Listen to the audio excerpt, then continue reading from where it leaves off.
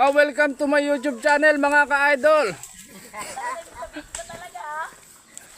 Ganito nga pala mag-harvest ng lagundi mga ka-idol. Nakikita yung mukha namin dyan. Ito.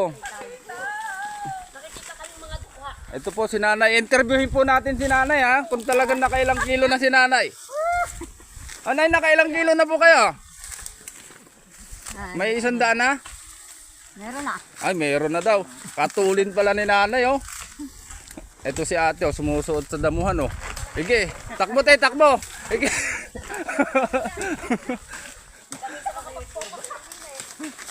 Ganito pala harvestin ng lagundi.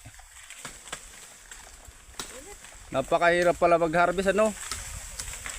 Kaya dapat wag kayong magkakaroon ng ubo, mahirap pala mag-harvest ng lagundi.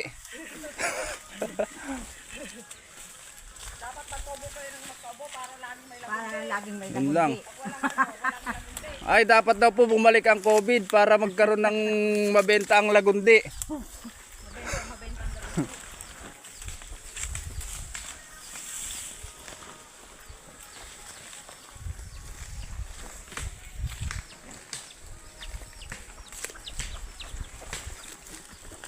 Nalayo lang tayong konti.